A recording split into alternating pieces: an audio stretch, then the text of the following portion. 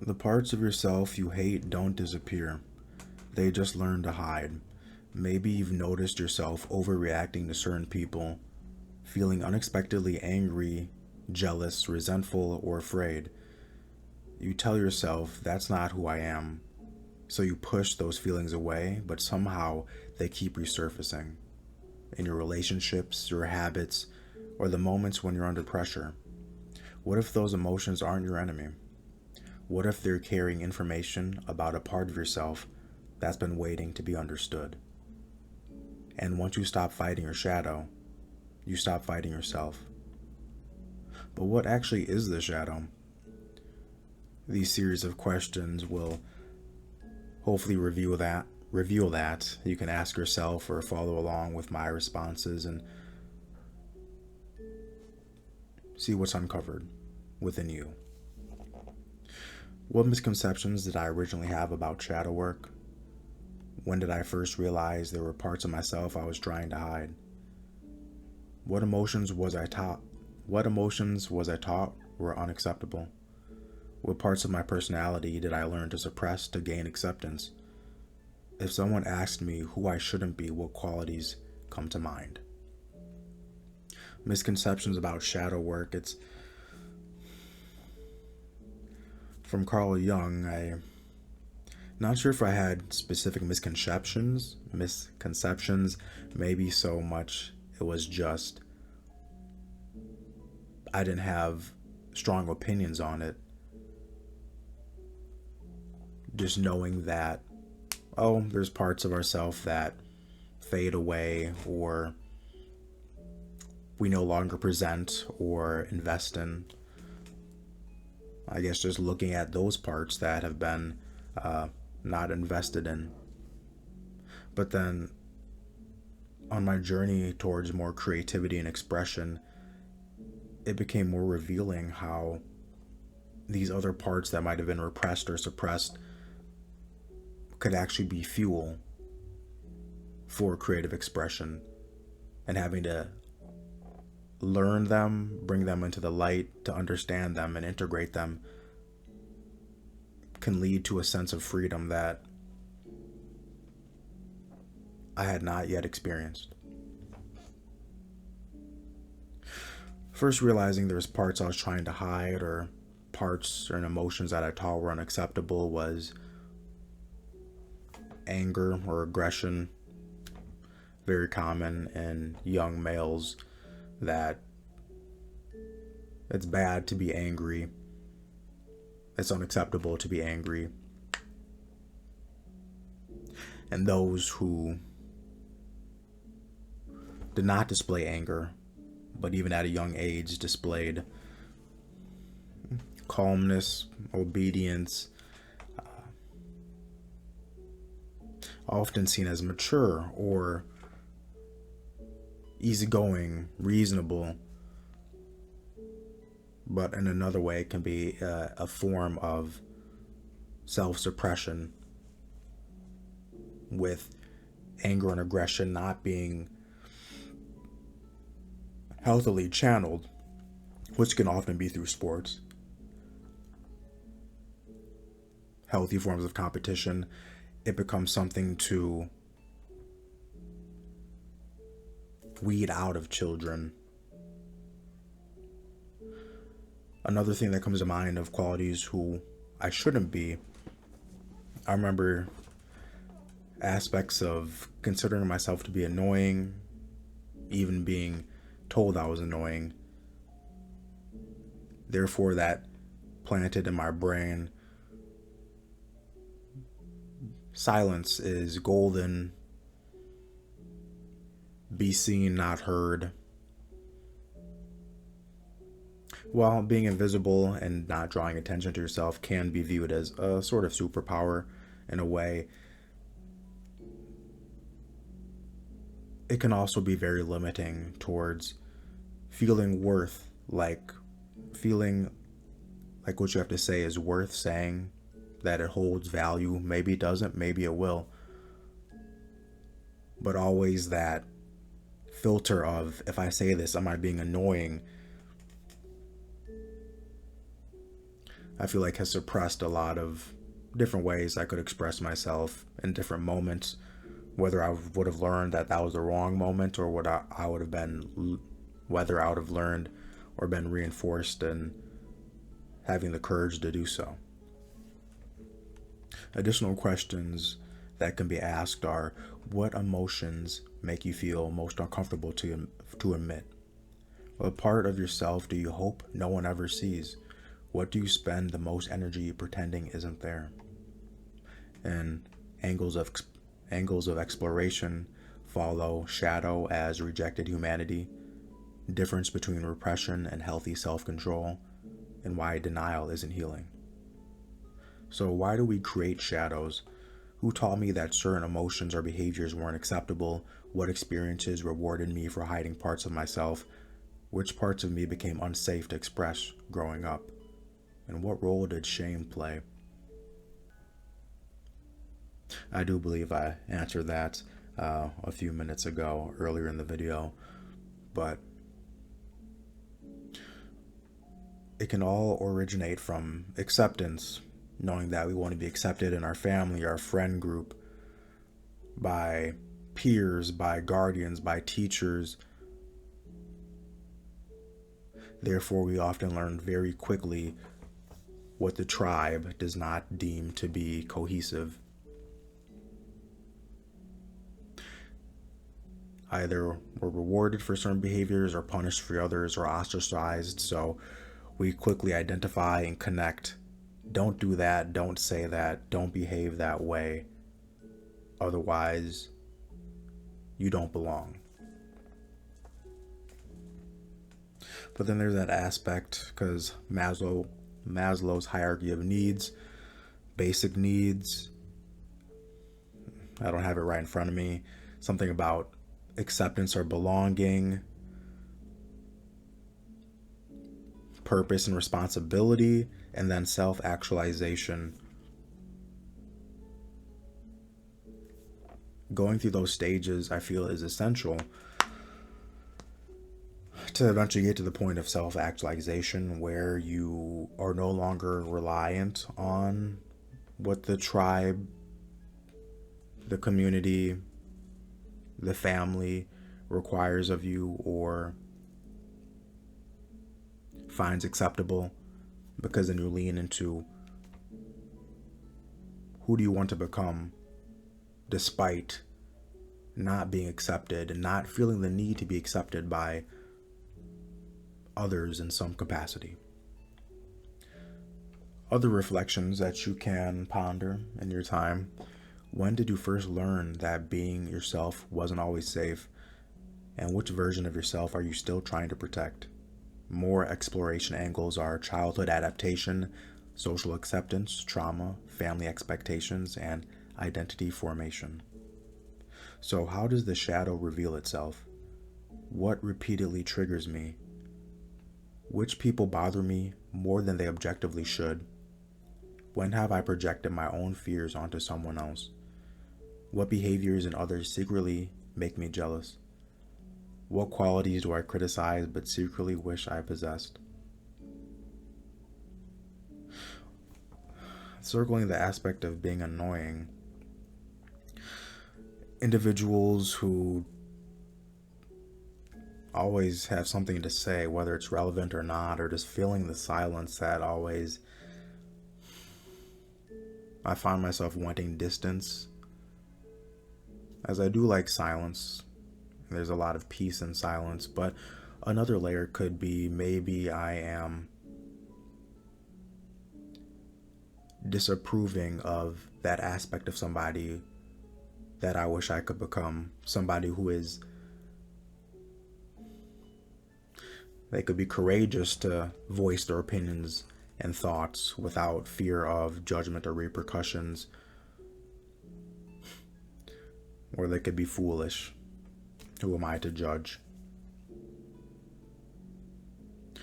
But I do feel like these pursuits I'm engaging in, this YouTube channel, marketing for my business,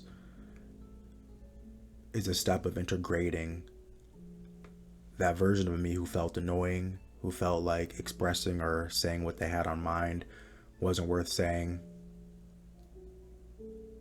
So finding a healthy way to channel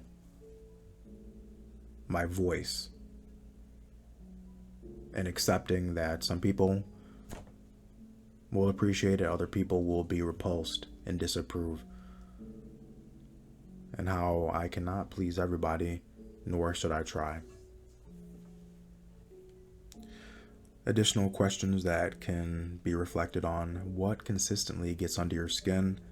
What criticisms do you repeat most often about other people? Could that criticism reveal something about yourself?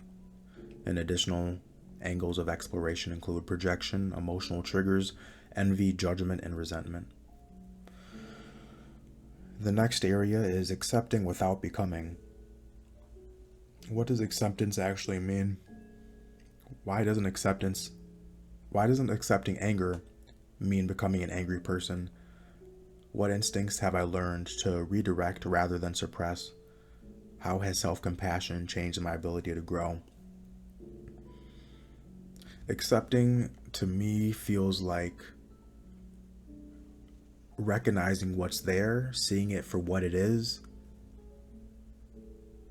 and finding a way to engage with it, not completely ignore it, numb it, suppress it, but giving it a healthy outlet. As I said earlier, the thought of being annoying, turning into a edutainer type of video, help people learn, maybe get some laughs here and there. Still working on implementing humor in due time. But finding ways where that aspect of your shadow or that shadow version that's been repressed can grow, can be invested in, can be redirected in towards something productive, beneficial to others, beneficial to yourself, and that self-compassion to accept yourself even if other people reject certain aspects of you. Additional questions or for reflection are: what if acknowledging an emotion wasn't the same as acting on it? What if you could observe every part of yourself without becoming controlled by it? Additional angles of exploration include acceptance versus permission, awareness versus indulgence, responsibility, and emotional maturity. Therefore, integration. How have difficult emotions actually served me? How can anger become protection instead of aggression? How can fear become wisdom instead of avoidance? How can sadness deepen compassion? How can ambition exist without greed? What qualities once embarrassed me that now serve me? Still exploring a few of these aspects and recognizing a lot of it is just to be human and not rejecting your humanity to try and fit in. Being able to accept your humanity to live without regrets, not trying to be any specific mold, depending on who you want to become. It's up to you. But just finding enough outlets for anger, usually through exercise, fear, doing what scares me, or the fear of failure, the fear of looking like an amateur, diving headfirst, or putting one foot at a time, of trying new things, being willing to fail, willing to be an amateur, willing to face judgment or criticism, and being able to learn and grow from it instead of shrivel and wither away from external judgment or pressure. Additional questions you can reflect on consist of: what strength is hiding inside the emotion you avoid? If every emotion had a healthy purpose, what might yours be trying to accomplish? Angles of exploration are channeling instinct, emotional intelligence, balance, and wholeness. And becoming whole. What does wholeness mean to me? Am I trying to become perfect or complete? What would I change if I stopped fighting parts of myself? And what kind of freedom comes with radical self-honesty? Wholeness to me means accepting the good with the bad, balancing the positive and negative, allowing yourself to fully explore all your aspects of humanity, not hide anything away, not shun or shame any parts of it, being able to recognize, understand, and if you can integrate it and turn it into a positive benefit that brings you more peace, freedom, joy. I feel like wholeness is often essential on the path towards freedom. Trying to become perfect or complete. The aspect of perfect or perfectionism can be seen as an excuse to not feel like you're enough and to be complete is more so I did what I can, I accepted what I can, but the project of finding yourself, becoming whole, is it a destination or is it a path? I don't feel like it ever truly ends. So becoming complete, I don't know what that feels like. I might have some foggy idea or vague concept of what it could look like, but I'll provide that update once it's more clear. Radical self-honesty and stop fighting parts of myself. Parts of myself that are instinctual, parts of myself that feel necessary to engage with, parts of me that make me feel alive. Of course, it can be self-destructive, lead to ruin, but that's why it takes understanding. Understanding how overindulgence, not engaging in moderation,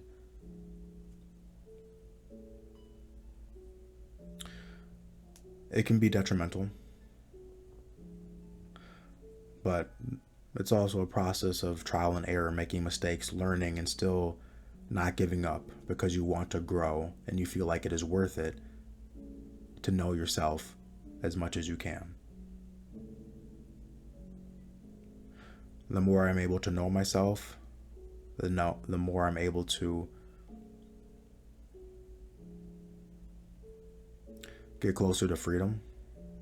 But then again, I'm acknowledging that if I'm pursuing something such as freedom, then I'm admitting that I'm lacking it in this current moment. So that's always a constant balance, battle, tug of war.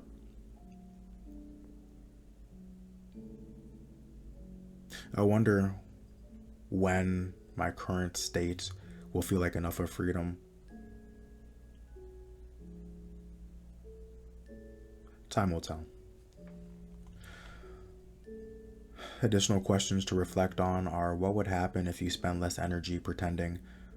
Who could you become if none of your humanity had to be hidden? And additional angles of exploration are authenticity, self-trust, peace, identity, and freedom. In closing, you spend your entire life with yourself. You spend your entire life with yourself. The goal isn't to become someone without flaws, darkness, or difficult emotions. The goal is to know yourself so completely that nothing inside you has to hide. Your shadow isn't proof that you're broken. It's evidence that there are parts of you still asking to be understood. Growth isn't found by rejecting those parts. It's found by accepting responsibility for them. learning from them and choosing how they will be expressed. Because wholeness isn't becoming only light, it's learning how to carry both the light and the darkness without letting either control who you become. If something resonated with you, consider leaving a comment below and sharing what felt most impactful. To support the channel, you can like, subscribe, and/or share this video with someone who you feel might also benefit. Additional ways to support the channel can be found in the links in the description below. You will also find a link to my website, cravingfreedom.com, where you can access my ebooks. On the website, you can also find descriptions of what to expect from the ebooks. And if you feel ready to commit to your path towards freedom and are seeking in-depth guidance and support, consider applying for one-on-one coaching. Answers to frequently asked questions can also be found on the website. Thank you for your time.